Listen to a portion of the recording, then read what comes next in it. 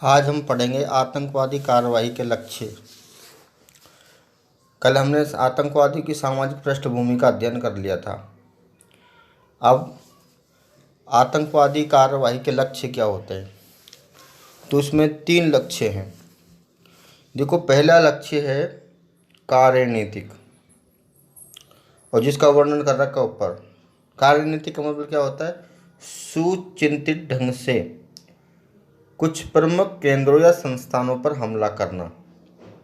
ये आतंकवादी कार्रवाई का प्रमुख लक्ष्य होता है, जो पहले से कार्य का हिस्सा होता है। इसलिए पहला लक्ष्य हो गया कार्यनीतिक, और इसका वर्णन हो गया सुचिंतित ढंग से कुछ प्रमुख केंद्रों या संस्थानों पर हमला करना। उसके बाद दूसरा है रणनीतिक।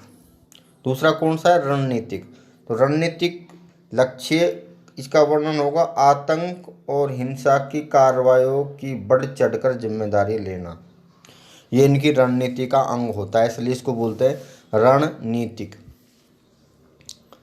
यानी जिम्मेदारी भी लेते हैं। उसके बाद तीसरा है अभिसित लक्ष्य, जिसका मतलब सत्ता से, इनका प्रमुख उद्देश्य होता है लाभ प्राप्त करना। क्या होता है?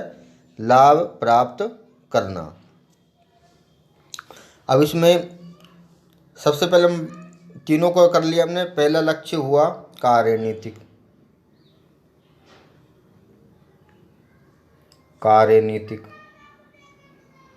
जिसका वर्णन हमने ये कर लिया। दूसरा लक्ष्य बताया रणनीतिक।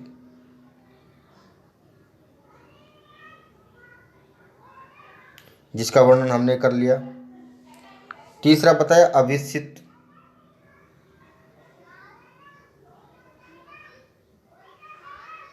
जिसका वर्णन हमने कर लिया, सत्ता से लाभ प्राप्त करना। अब कार्यनीतिक स्तर पर, यानी जो पहला लक्ष्य है, लोगों को डराना, धमकाना, आतंकित करना, हमला करना होता है। इसमें ये भी जोड़ सकते हो कि इसमें हमला करने के साथ लोगों को डराना, धमकाना भी है। रणनीतिक चरण के अंतर्गत दूसरा लक्ष्य बताया रणनीतिक। इसके अंतर्गत अति नाटकीय ढंग से आतंक एवं हिंसा की कार्रवाई को संपन्न करना। परिणामतः ज़्यादा से ज़्यादा माध्यमों का ध्यान खींचने में सफलता प्राप्त करना उनका लक्ष्य होता है। तो ये लक्ष्य आपसे पूछे जा सकते हैं, आतंकवादी कार्रवाई के लक्ष्य।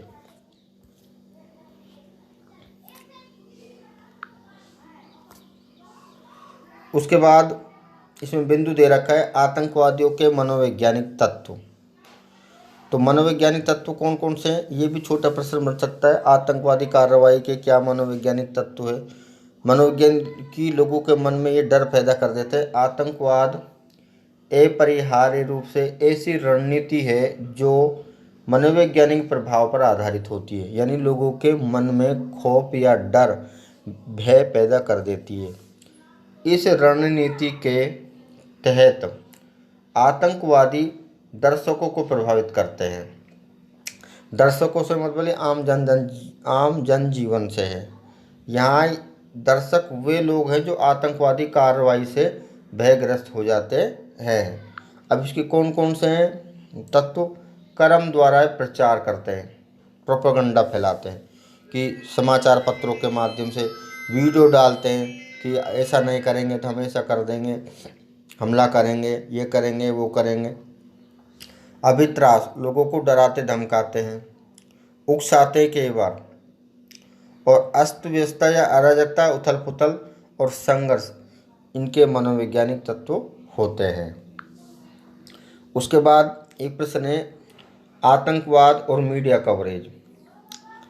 आतंकवाद और मीडिया कवरेज। आतंकवाद और मीडिया कवरेज तकनीकी का प्रयोग, वर्तमान समय में टेक्नोलॉजी का युग है। तकनीकी के प्रयोग के कारण आतंक और हिंसा की कार्रवाई और भी आकर्षक दिखती है। भारत में पंजाब और कश्मीर में आतंकवाद की परिस्थितियों में स्टीरियोटाइप छवि का प्रभुत्व रहा है, यानी अपनी वीडियो डालते हैं स्टीरियोटाइप, यानी लोगों को आकर्षित करने के लिए। परिणामतः आतंकवादियों के प्रति तकनीकी माध्यमों के द्वारा घृणा के बजाय सहिष्णु भाव पैदा हुआ है। यानी वह अपने आप को पीड़ित बताते हैं कि हमारे साथ ऐसा किया गया, वैसा किया गया, इसलिए हमने हथियार उठाए हैं। इस तरह के मीडिया के कवरेज के कारण समाज पर उनका व्यापक प्रभाव पड़ता है। पहला, आतंक हिंसा की गतिविधियों की रिपोर्टिंग को मिलने वाले महत्व अन्य को वैसी कार्रवाई के लिए प्रेरित करता है। ये अत्यधिक मीडिया कवरेज से तात्पर्य है कि आतंकवादी यानी वीडियो प्रस्तुत करके अपनी सहानुभूति यानी जनता से सहानुभूति यानी प्राप्त करना चाहते हैं, और वे अपने आप को इस प्रकार की छवि में प्रस्तुत करते हैं कि वे बड़े पीड़ित हैं, उनको बड़ा सताया गया है, इसलिए उनको एक प्रकार का एक जैसे महत्व मिल जाता है और वे दूसरों को विषय करने के लिए प्रेरित करते हैं। दूसरा इसमें ये दे रखा है कि ज़्यादा या कम माध्यम कवरेज से ये संभव है कि राज्य उत्पीड़न की कार्रवाई बढ़े। ये स्थिति आतंकवाद पैदा करना चाहती है, इससे उन्हें लक्ष्य के विस्तार में मदद मिलती है। अगर कम मीडिया कवरेज हो रहा, कम दिखाया जा रहा, तो धीरे धीरे अपनी गतिविधियों को बढ़ा देते हैं और अपने एक लक्ष्य को प्राप्त करने की कोशिश करते हैं। तीसरा, मीडिया कवरेज के द्वारा आम जनता के अंदर भाव शून्य की स्थिति पैदा हो जाती है कि अब वो डरे रहते हैं, अब क्या करें। चौथा, आतंकवादियों के द्वारा अपहरण किया जाता है। बंदी व्यक्तियों के लिए मीडिया कवरेज से जान का खतरा पैदा हो जाता है। आतंकवादी कुछ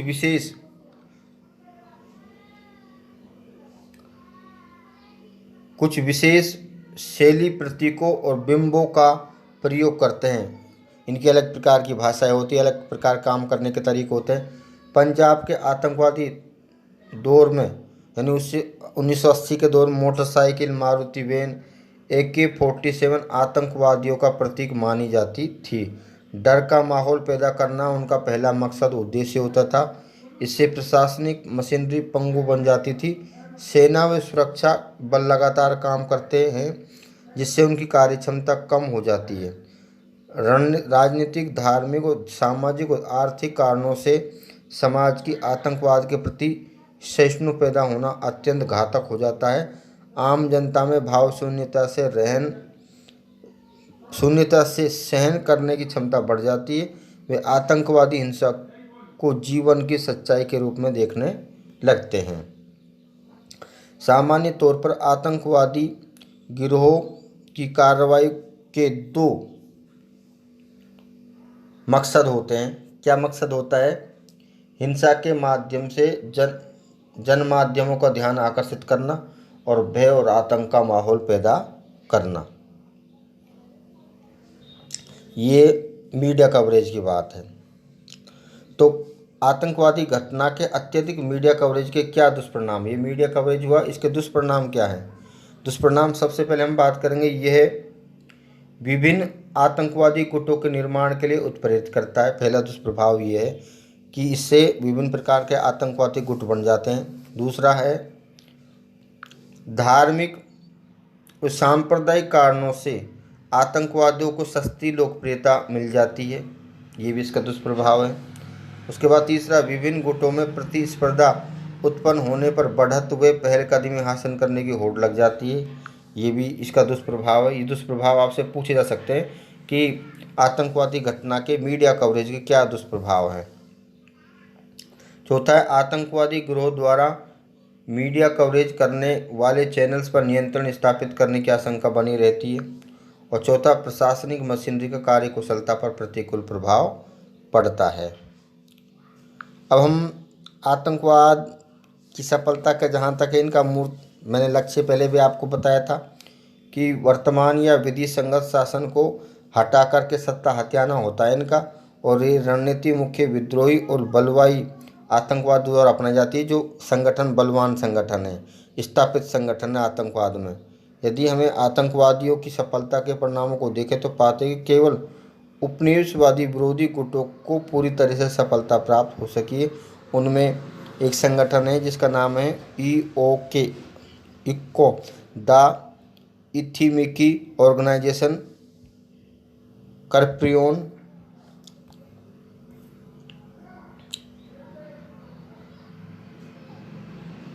एगोनाइजेशन, national organisation of copyright fight. Mau Mau Kenya में ब्रिटिश उपनिवेशवाद के विरुद्ध है ये, तो केनिया में सफलता मिली। इसके अलावा अल्जीरिया में फ्रांस के उपनिवेशवाद के विरुद्ध है FLN। तो क्यों, वहाँ उपनिवेशवाद था, विदेशी सत्ता थी, तो विदेशी सत्ता को भगाने के लिए वहाँ पर इस प्रकार का हिंसा का सहारा लिया गया। 20वीं 21वीं शताब्दी के अधिकांश आतंकवादी गुट अपने मंसूबों को पूरे करने में पूरी तरह से असफल रहे हैं। भारत में पंजाब के आतंकी समूह पूरी तरह सफल हो गए। LTT जैसे यानी लिबरेशन टाइगर ऑफ तमिल इलम जैसे दुर्दांत आतंकवादी संगठन श्रीलंका में अंततः असफल ही रहा है। इसके अलावा ISIS मैंने आपको इराक कोरिया में ये भी सफल रहा है। बोको हरम है, तालिबान है, ये अन्य मुस्लिम आतंकवादी संगठन अभी तक राजनीतिक रूप से यानी राजनीतिक रूस की बजाय इसमें क्या आएगा, रूप से असफल रहे हैं। इसके अलावा फ्रांस और इटली में भी आतंकवादी गुट है जिनका नाम है एक्शन डायरेक्टो, लाल सेना गुट, रेड ब्रिगेड, अंततः असफल रहे हैं। यानी कुछ ही आतंकवादी संगठन है जो सफल रहे, जिसमें अल्जीरिया में था एक तो, और एक जिसका नाम था FLN। इसके अलावा माओ केनिया में था, और एक ये दे रखा है जो आपको बताया था, ये कौन सा है, EOKA। तो ये आतंकवाद को समाप्त यानी वो विदेशी सत्ता को समाप्त करने के लिए इन्होंने हिंसा का मार्ग अपनाया। वो तो उचित भी लगता है, लेकिन अन्य आतंकवादी संगठन जो समूची मानवता के शत्रु हैं, जैसे ISI है, LTT है, बोको हरम है, तालिबान है, और इसके अलावा फ्रांस और इटली में एक्शन डायरेक्टो, लाल सेना गुट इत्यादि, ये असफल रहे हैं। अब इसके आतंकवाद के संदर्भ में कुछ आपको तय निष्कर्ष निकाले हैं, जिसमें पूर्वी संघ के एक विद्वान थे जिसका नाम था यूरी त्रोफोनोव ने लिखा है। ये कोटेशन आपसे पूछा जा सकता है कि आतंकवाद का विश्व स्तर पर पतन हुआ है और रंगमंच खून से तरबितर और चरित्र मृत्यु है। ये कथन किस विद्वान का है, तो ये आपसे पूछा जा सकता है। तो ये यूरी त्रोफोनोव का है। इसके अलावा एक विद्वान है डेविड फोमकिन। तो डेविड फोमकिन ने लिखा है कि हिंसा आतंकवाद का प्रारंभ और इसका परिणाम है और इसका अंत है। यानी हिंसा आतंकवाद का प्रारंभ भी है और इसका परिणाम भी है और इसका अंत भी है। इसके अलावा बेंजामिन किंग्स ने लिखा है कि आतंकवादी चाहते हैं कि बहुत सारे लोग देखें और बहुत सारे लोग सुने, न कि बहुत सारे लोग मरे। आज भी आतंकवाद विश्व शांति और सुरक्षा के लिए सबसे गंभीर चुनौती बनी हुई है। विश्व के समस्त देश जब तक एकजुट होकर इस दैत्य का मुकाबला नहीं करते तब तक ये समस्या समाप्त नहीं होगी, क्योंकि आजकल ये समस्या क्या बन गई है, वैश्विक समस्या बन गई है।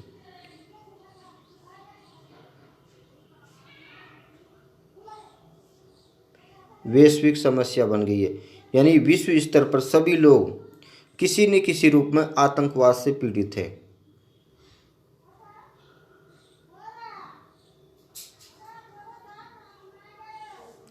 आतंकवाद से पीड़ित है, जिसमें सबसे ज़्यादा पीड़ित भारत है, क्योंकि इसका मैन्युफैक्चरर पाकिस्तान है, हमारा पड़ोसी देश है। विश्व के समस्त देश जब तक एकजुट होकर इस समस्या का या दैत्य का मुकाबला नहीं करते तब तक इस समस्या का समापन नहीं होगा। तो भारत में भी आतंकवाद आधे से अधिक राज्यों को प्रभावित कर रहा है। शासन को आने वाले समय में आतंकवाद से निपटने के लिए कड़े कदम उठाने चाहिए और पड़ेंगे। तो इसके बारे में जो आपसे बहुत गंभीर प्रश्न तो नहीं पड़ेंगे, लेकिन आपको ये आतंकवादी घटना के मीडिया के अत्यधिक कवरेज के दुष्परिणाम ये देखेंगे। इम्पोर्टेंट प्रश्न है, ये पूछा जा सकता है, इनसे 2 एक नंबर का भी आ सकता है। इसके अलावा आतंकवाद के उद्देश्य क्या होते हैं, ये मकसद 2, ये प्रश्न पूछा जा सकता है 2 नंबर का। ये 4 नंबर तक भी आ सकता है, 2 नंबर का भी आ सकता है। इसके अलावा इसमें छोटे प्रश्न पूछ ले जाए, आतंकवाद के मनोवैज्ञानिक तत्व बताइए, 1 नंबर का प्रश्न आ सकता है। ये बिंदु आपसे पूछे जा सकते हैं। इसके अलावा लक्ष्य पूछे जा सकते हैं, लक्ष्य के अलावा ये 2 नंबर का आ सकता है। इसके अलावा इसमें ये दे रखे हैं कि भारत में आतंकवाद की प्रकृति, ये बिंदु बन सकता है। तो आतंकवाद की प्रकृति के संबंध दो बिंदु बताए थे। एक तो मैंने आपको बताया था अलगाववादी आतंकवादी संगठन जो पंजाब और जम्मू कश्मीर है, जो इसको भारत से अलग करना चाहते हैं, और दूसरे भारत के विभिन्न राज्यों में। इस प्रकार आपसे प्रश्न पूछा जा सकते हैं। इसके अलावा कभी कभार जो प्रश्न बनता है वे आतंकवाद के कारण के बारे में प्रश्न पूछा जा सकता है। आतंकवाद के कारण क्या है? क्या है आतंकवाद के कारण?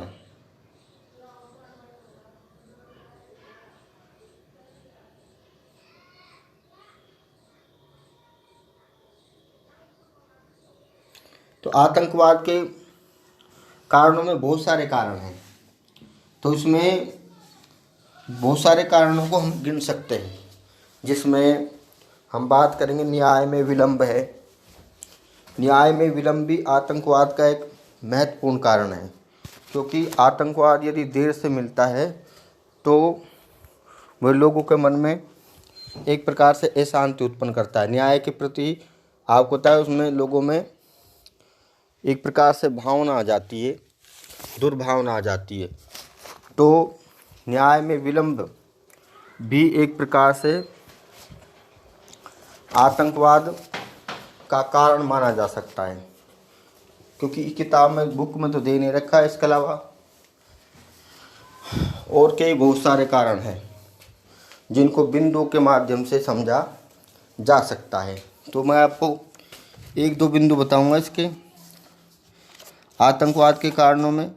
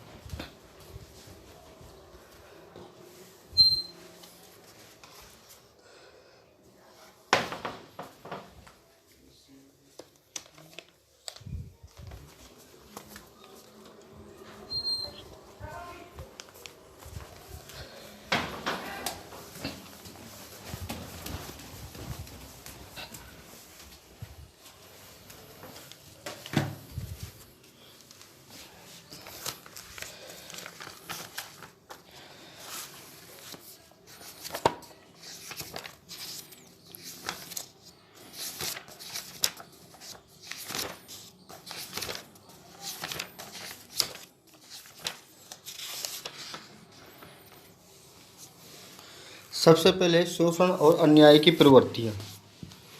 कौन सा कारण आएगा?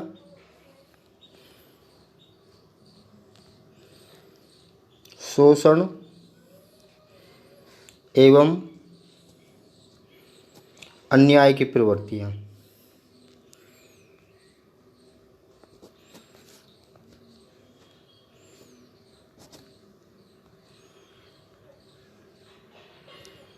ये पहला कारण है इम्पोर्टेंट। आतंकवाद की स्थिति के लिए आपको पता है अन्याय और शोषण की प्रवृत्तियाँ उत्तरदायी हैं। जैसे भूमि सुधार के कानून बनाए गए, भूमि सुधार के कानून, जिसमें इनको पूरी तरह लागू नहीं किया गया।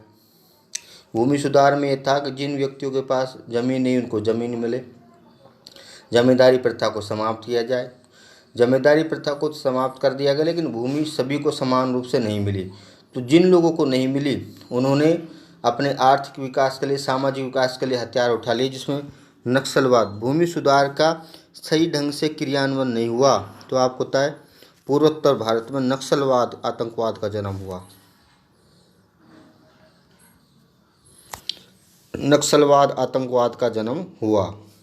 तो इसलिए इनकी में जो भूमिहीन थे, जिनको नहीं मिली, तो ये शोषण और अन्याय के उनके प्रति अन्याय हुआ, इसलिए उन्होंने आतंक का यानी हिंसा का रास्ता अपनाया। तो पहला कारण है शोषण और अन्याय की प्रवृत्तियाँ। इसके अलावा दूसरा इम्पोर्टेंट कारण है जो लोग भटक जाते हैं, युवकों में तीव्र असंतोष। युवकों में तीव्र असंतोष। अब इसमें जैसे बेरोजगारी,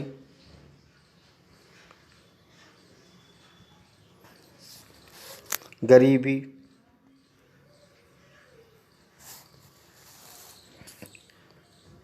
अशिक्षा, भ्रष्टाचार,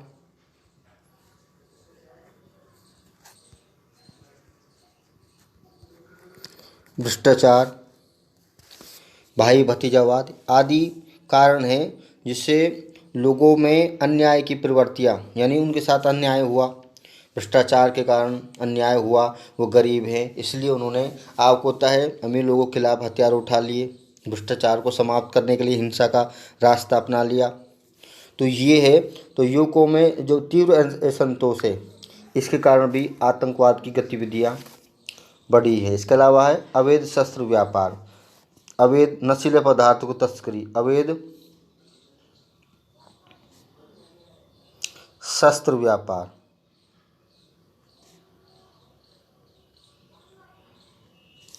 एवं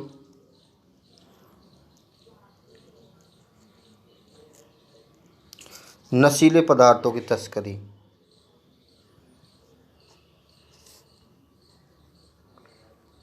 ये भी आतंकवाद के लिए उत्तरदायी है। ये भी विशेषकर से जैसे पंजाब में फैल रहा आतंकवाद इसी प्रकार फैला पंजाब में, तो ये भी प्रमुख कारण हो सकता है। इसके अलावा एक और कारण हम देख सकते हैं जिसमें भ्रष्टाचार मैंने आपको पहले बता दिया, न्याय में विलंब बता दिया, और विदेशी सहायता, चौथा बिंदु हो सकता है भारत के संदर्भ में, क्योंकि भारत के भूले भटके हुए गरीब बच्चों को जो मुख्य धारा से अलग हो गए हैं उनको पाकिस्तान के द्वारा हथियार उपलब्ध करवाए जाते हैं, उनको आतंकवाद का प्रशिक्षण दिया जाता है और उनका ब्रेन वॉश किया जाता है।